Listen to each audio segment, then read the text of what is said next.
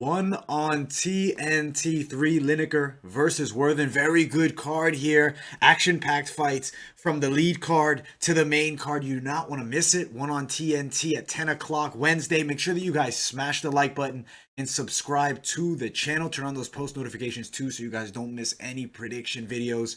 Let's start it off with the first fight of the night. I'll be honest, throughout this card, I'm seeing entertaining fights, and this first one will be no exception. Exciting matchup here.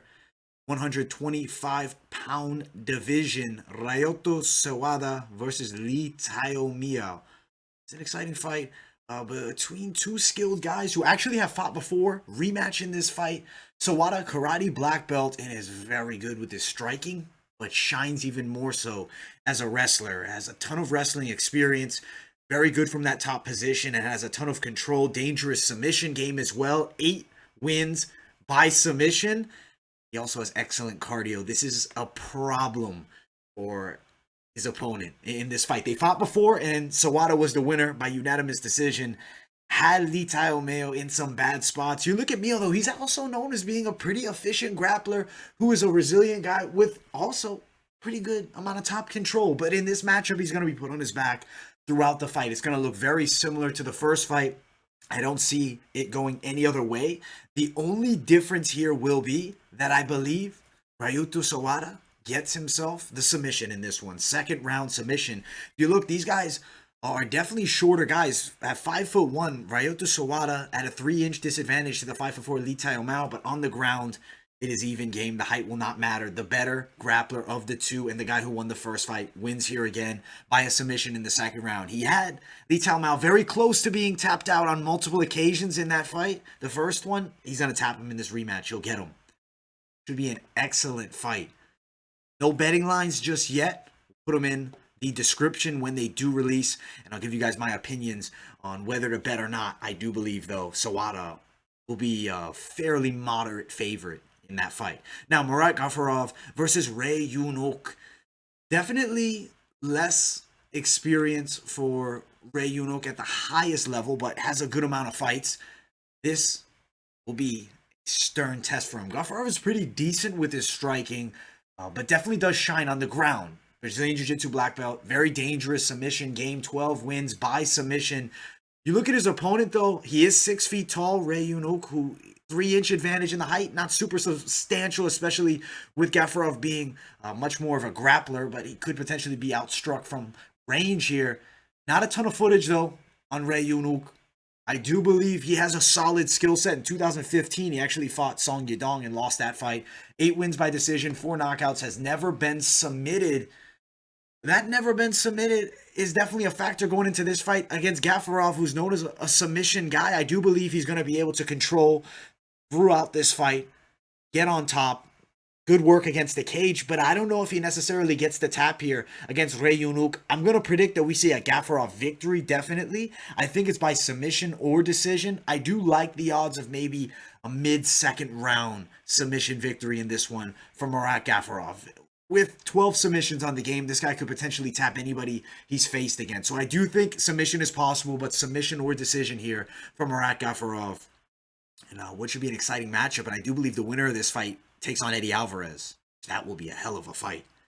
Now, Muay Thai action. I love how One Championship does their Muay Thai. I think that you guys watched Jeanette Todd last week. Excellent work, knockout win. It's very entertaining. And now you have two of the best strikers on the planet facing off. John Parr takes on Nikki Holskin. Both guys very experienced as far as striking goes. Let's talk about their records in kickboxing. 99-33 for John Parr with 46 knockouts. He also brings an 11-3 pro boxing record, which is pretty respectable. Nikki Holskin also ton of fights. 93-16 with a 14-1 pro boxing record. Nikki Holzken definitely has the advantage. He's younger, he's faster. I do think he has the power advantage as well here in this fight against an aging John Parr. Parr's still competitive, and I mean, obviously he's an excellent striker. He's been doing kickboxing forever now. The guy's 44 years of age. He does come inside and rip some big flurries, but I think Nikki Holzken, having the faster reflexes, being the quicker of the two, is definitely going to take advantage. He's also taller by 2 inches. I'm predicting we get a knockout I'm feeling third round for Nieky Holzken, especially with the small gloves. With the bigger gloves in Muay Thai, I could see it going the distance, but I'm going to pick Holzken by a TKO because this fight should be contested with the 4-ounce MMA gloves, which makes one championship Muay Thai just so much more fun to watch. And you guys are in for a treat here with this fight. I'm picking Nieky Holzken to get it done. And now we arrive to the main card. Just 2 fights on the main card, co-main event and the main event. You don't want to miss that lead card. Those fights are excellent from top to bottom. Make sure you guys tune into them. This fight here, Yuya Wakamatsu versus Reece McLaren, or rather Wakamatsu. I like Yuka. I'm going to tell you right off the bat, he has a lot of attributes that are very interesting. I mean, he has high-level experience as well, but besides that, brings in very fast hands and good kickboxing skills, like really good kickboxing skills. High level footwork, also has a really solid jab, big power in his punches. You need to watch out for his overhand. 11 knockout wins on the record. This guy's a machine. Reece McLaren is no easy fight though. Decent kickboxing as well. Does have some power in his straight right, but only 3 wins by knockout. Has a pretty capable ground game though. 8 by submission.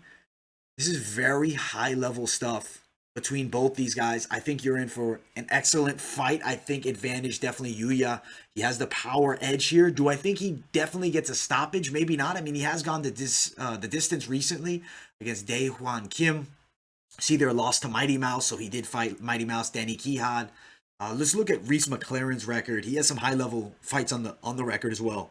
Pro boxing fight recently, lost there, but doesn't matter. Before that, Aleski Tuvin, impressive performance in the stoppage win there. Gary Mangat, that was also a one champion submission there. He lost a split decision against Danny Kihad, and he also lost to Kariat Akhmetov. Has a lot of experience though. Tatsumu Sawada. He's been in the 1FC for a seriously long amount of time, and he's going out there against Yuya, who's a very stern test. Both these guys are excellent. I have to lean the faster guy and Yuya Wakamatsu. I think he gets it done in this fight against Reece McLaren, but it's definitely not an easy fight. I do think we could see the KO here. I like the KO or the decision, but I really am leaning KO. I think we could see it later in the second or in the third, maybe even early in the first. Who knows? We're going to see what happens, man. But I do think knockout victory for Yuya Wakamatsu here. It's going to be an excellent fight. The Little Piranha versus Reece McLaren in the co-main event, and then it gets us ready for high-level action. This main event. One that you do not want to miss. John Lineker takes on Troy Worthen. It's actually not supposed to be this matchup for Lineker earlier on. Lineker was originally scheduled to fight against Steven Loman. He's also scheduled to fight down a weight class. And now he's fighting at, a stern test here with Troy Worthen at 145. I do like Lineker's chances in this fight. Worthen does bring a pretty well-rounded game, very good grappling. The wrestling ability is definitely there.